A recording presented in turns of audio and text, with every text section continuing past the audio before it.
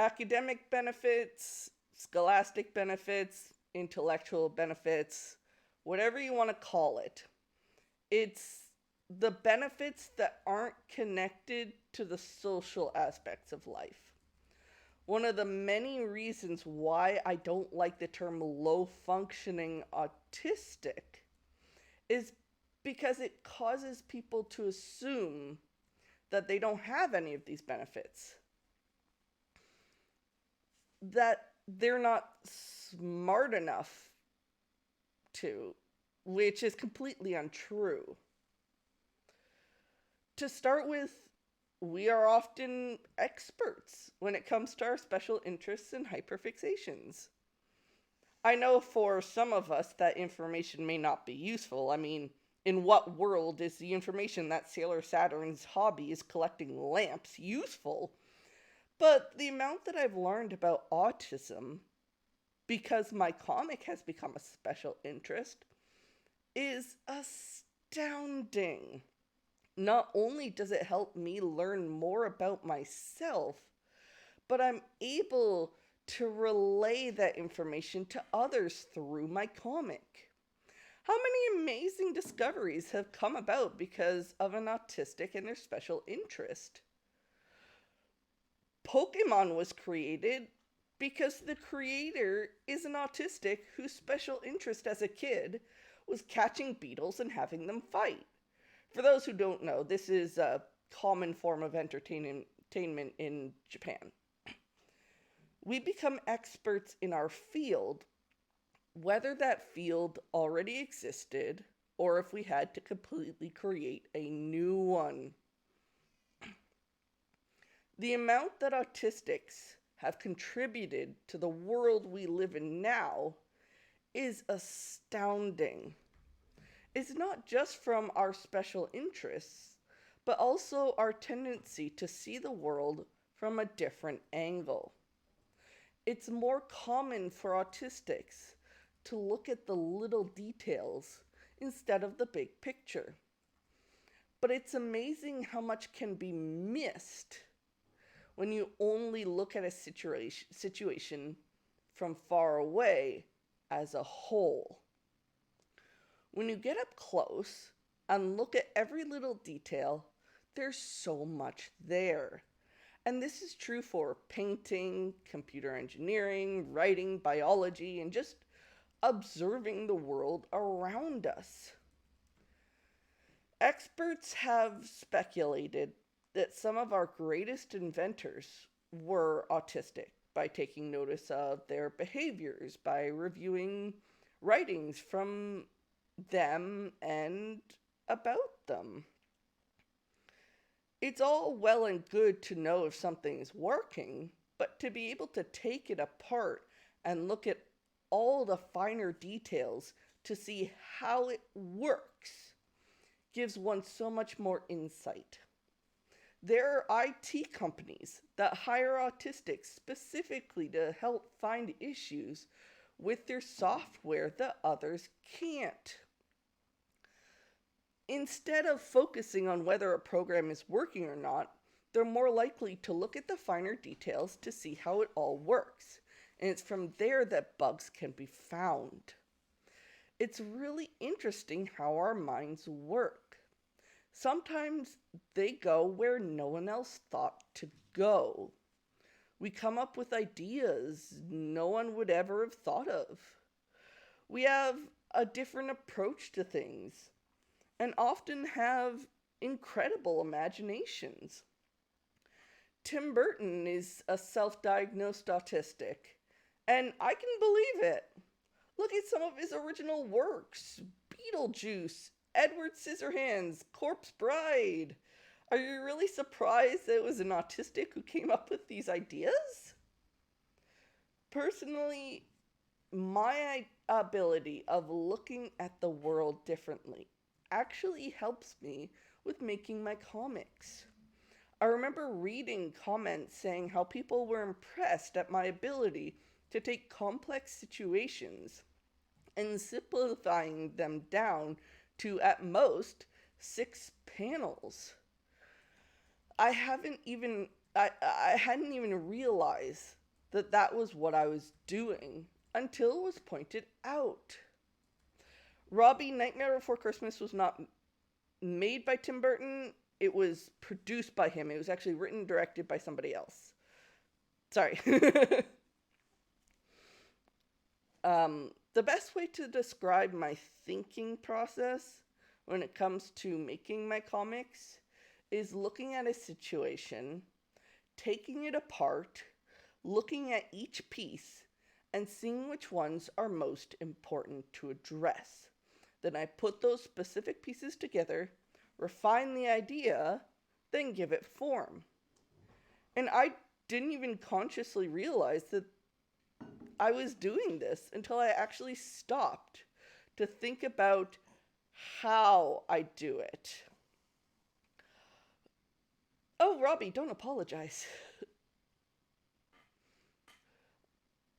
I fully believe that I'm able to do this because I'm autistic.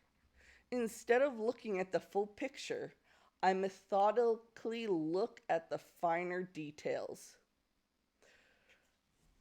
Take the information I need from those finer details and relay that information to all of you. The methodical approach to situations is another positive trait that autistics have. Going step by step and looking at each step. It's like putting together IKEA furniture. You have those who read the instructions, carefully go over each one, and those who throw the instructions away and just wing it. Autistics are more likely to be in the first group. I think this is why I'm much better at baking than I am at cooking. Give me a baking recipe, and I can get it right the first time. I've been making double layer cakes since I was 13. My oldest sister, who helped teach me how to bake, has come to me for baking advice.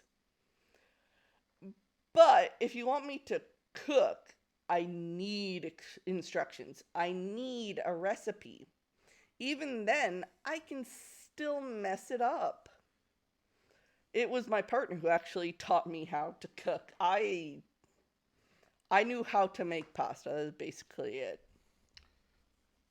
Yeah, that is true. I still remember the very first pork chop you ever cooked for me, It was sad and shriveled because it was cooked too long. and But dry. hey, you are amazing now. And that was 11 years ago, so I mean, come on. Yeah. I also need to have cooked a dish several times, gotten it right several times before I feel at all comfortable with messing with the recipe. Even if it's something as simple as switching oregano for basil. With us more likely to look at things closer and in a more methodical way, it makes our observational skills better. We're more likely to see what others wouldn't. We're also more likely to watch more closely and take more mental notes. We don't just we also don't just observe with our eyes. With our sensory differences, some of our senses may actually be heightened. Autistics often have better hearing and have a harder time blocking out background noises. Because of this, we're more likely to pick up noises others would have either blocked out or not even been able to hear at all. For me, it's my sense of touch. I can feel imperfections on a surface really easily, and it actually takes a lot of willpower to ignore them. The downside to this is that my eczema makes me itchy, and every itch is bad enough that it must be scratched right now. Another positive trait that can help immensely in an academic field is our ability to laser focus on something when we're motivated to do so. While there are times that I just can't focus on anything, there are times that when I'm focused on something, it's like nothing else exists. I throw myself into my task so thoroughly. I'm not affected by distractions, and as such, can get more done and have it come out better than if I wasn't super focused. The ability to just let the world around you fade away so it's just you and whatever you're doing is not only useful, it can be relaxing. Sometimes getting completely lost in my work can be pretty zen. I also find that if I'm researching something and I'm in this state, I retain a lot more information. And that information retention is another positive trait. Usually, I have a terrible short term memory. I'm talking an absolutely atrocious short term memory. If I want to remember something, I have to make a note of it. However, my long term memory is pretty fantastic.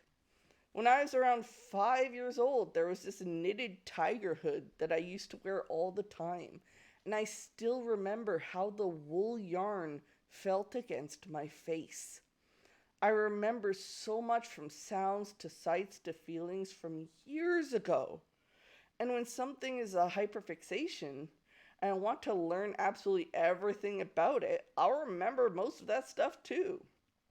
You tell me a phone number, and I'll forget most of it the second you finish telling it to me. But you asked me how old Darth Maul was during Phantom Menace, I got you. He was 22. He's actually 3 years younger than Obi-Wan, but that's not exactly important right now. Well, it is to me, but probably not to many other people. The final trait that I want to bring up is our tenacity. When we're motivated, we don't give up nearly as easily. If I want to know something, I'll research the heck out of it and keep going until I'm satisfied. As a kid, if I didn't know something, I'd ask my dad. And if my dad didn't know, we'd go find out together. We had like an entire set of an encyclopedia, until the internet happened. I specifically said when we're motivated because there have been plenty of things that I've given up on. So many story ideas and projects, even my education. However, let's again look at things in relation to me and my comic, because that's what I know. I've been doing this for 2.5 years now, and I have no plans of stopping. My passion for it is still alive and well. Over time, I've added more and more. I've added the Flashback Fridays. I've added these live streams. I want to add merchandise when I have time to work on it. And who knows what else I'll be adding. It just keeps expanding. And it's my passion and dedication that keeps me going. Also, the response from all of you.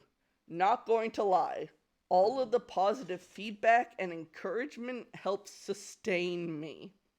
No joke. I want to go to a print shop, have all the fan art I've gotten printed out, and stick them on my wall. Seriously, just thank you for all the love and support you're always sending my way. You're all so amazing. My gosh, you should have seen Teresa at some of the milestones for the production she's been at 1,000, at 2,000 this morning, at 1,000 for Twitter. Like, the giddiness and happiness coming through is incredible. I remember when I got my first fan art, I cried. And then the person quickly made a sketch of me crying over my first fan art. It was very cute. So cute.